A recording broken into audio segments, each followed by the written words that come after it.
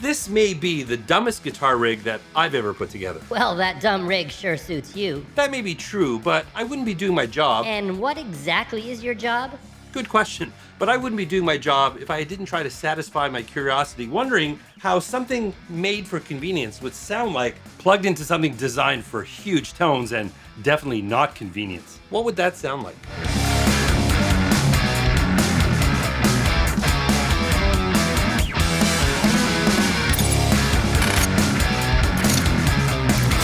Hey there, I'm Dan, the self-proclaimed Lonely Rocker. Thank you so much for joining me today. So we're going down a slightly unconventional road where I'm taking something as convenient as the Nano Cortex and running it into something very inconvenient like this awesome 4x12 XXL from ENGL. But we'll get into all of that in a second. But before I do, as always, I need to welcome my good friend in the cheap seats. Don't get too excited, I'm here under duress. Well, happy to have you here regardless. Anyways, the pursuit of tone doesn't always need to be convenient. I wasted time, and now doth tone tweak time waste me. But I was curious what it would be like to take something so small and run it into something so big. That's what she said. Anyways, Nano Cortex, ENGL 4x12 XXL, but the unsung hero in this signal chain is this guy. This is the Pandora from Lichtlaerm. That's actually awesome. That's actually awesome. And we're keeping that. I usually do this boastful. I usually talk like this, and I say Lichtlaerm. That's perfect. I'm Lichtlaerm already. Yeah, that. Anyways, let's jump into a tone. We're going to talk about how this plays a role in the signal chain, really how everything plays a role. So let's start there and we'll break it all down.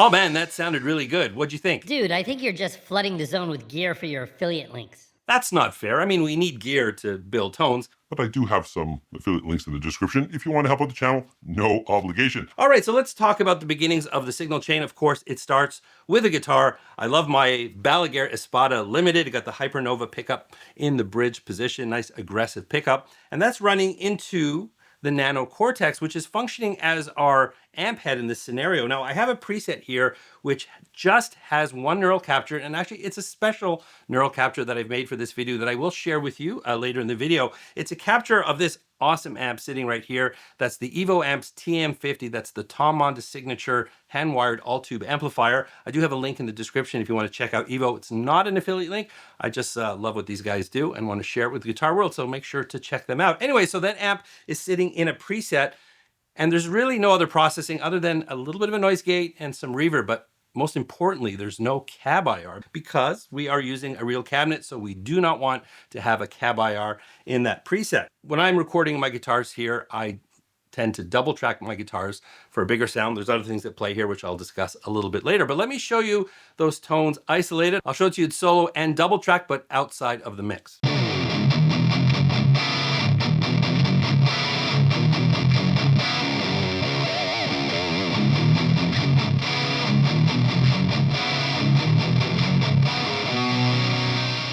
Now I'm really digging that riff. Maybe I should do something with it. Let there be no riff made, unless some brutal and bloody hand will thrust music through my bludgeon spirit. So to take a digital amp modeler and get it into a cabinet, we need some power, and that's where the Lichtlaerm, I'm sorry, Daniel, the Pandora from Lichtlaerm Audio comes in.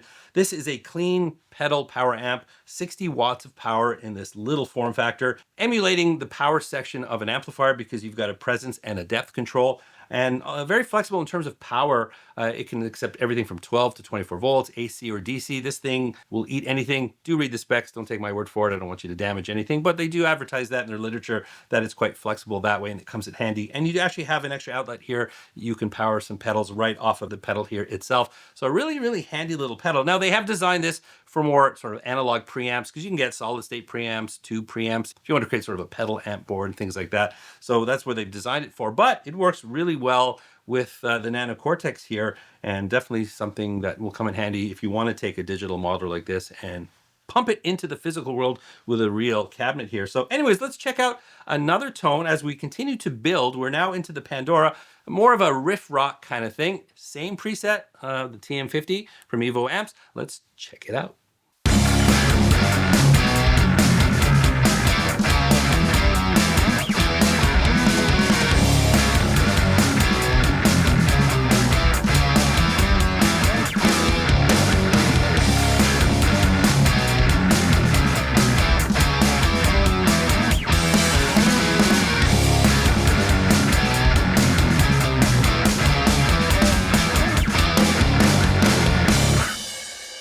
Sakes, why do I read comments while I'm shooting? You know, someone just randomly came at me. I already like that guy. Yeah, thanks. You know, I'm a nice guy. I'm not here to ruffle any feathers, but some people just want to come at you in the comments. I don't know why, but it's okay because I have a segment on the show now where I get to roast viewer comments. That's coming up a little bit later. Perhaps you can help me with that. One thing that players who like using cabinets talk about, the difference. I mean, cab IRs are static, but the thing about using a cabinet is that it's really moving air. Sorry, just move some air there. Anyways, but the Pandora is a small little pedal, but this thing has got 60 watts. That's a lot of power in a compact little pedal. Now, short of bringing you here into the studio, I'll give you a slight example. I'm going to pop up a couple of room mics and you put on headphones or something because this setup really fills the room. And that's a lot of power for a compact pedal, but check it out.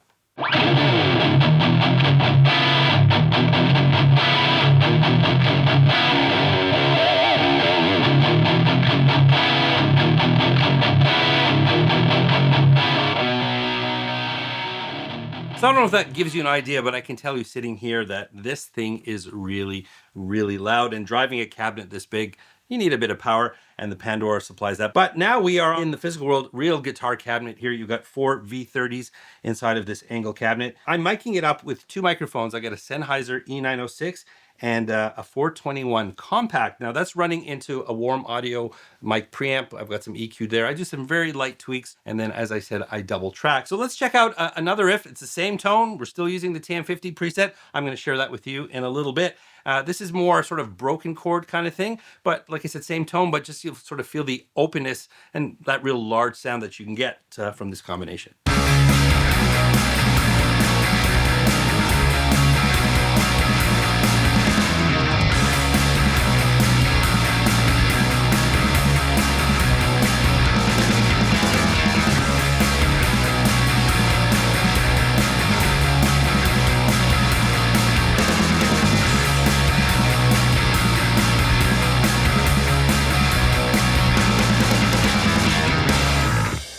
All right, that sounded really good. And that riff kind of feels like the beginning of something. I was hearing all kinds of melodies, but I didn't want to muck it up because I wanted you to hear the pure tone. But I definitely think I can do something with that. Sound drums and bass, farewell, sour tone, for here, I hope, begins our lasting joy. So I want to show you again. Let's listen to that in solo. Again, that was double track. So I'll show you the isolated recording and then I'll show it to you double track just so you can get a sense of what this tone sounds like all by itself.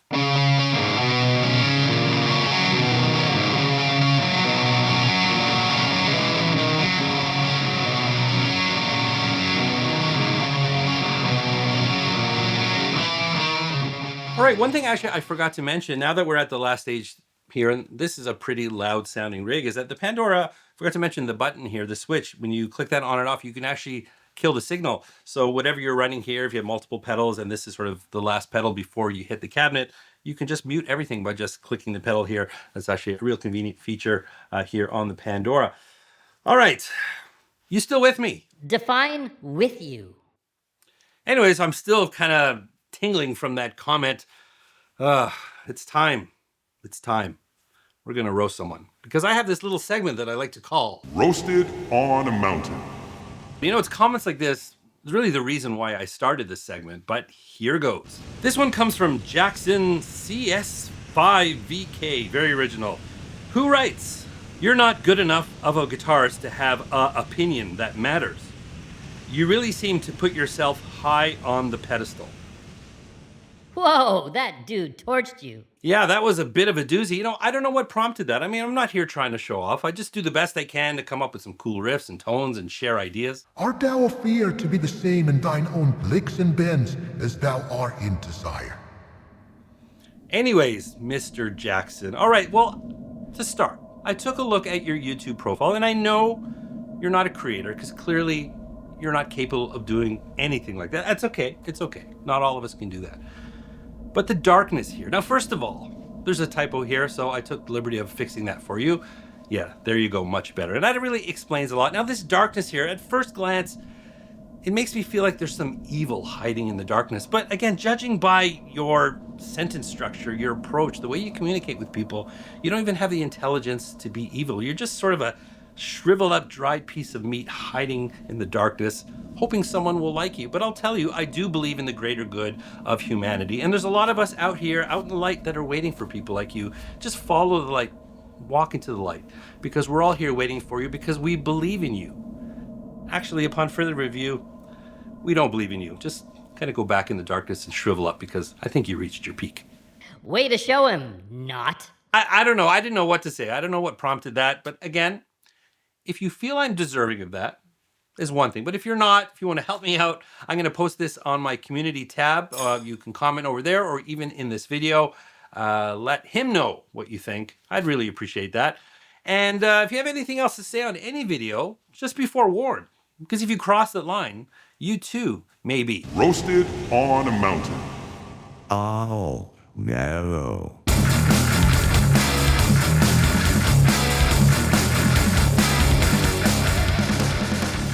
So there was a method to my madness here. I mean, this is kind of an absurd rig. I mean, where would we take this? I don't really know, but it sounds really good. And really what I was just trying to punctuate with this video is never settle. We are in the digital age and we have some amazing digital products. This is one of them. And it's giving us endless possibilities in a little bit of a box. But one lost art, I think, in the guitar world, especially with younger players coming up who've grown up with modelers, is that the art of mixing and matching gear. It's, to me, one of the most fun parts of being a guitar player, other than the playing itself. I've gathered equipment over years and years and years. I didn't buy it all at once. I have stuff in here that's more than 30 years old.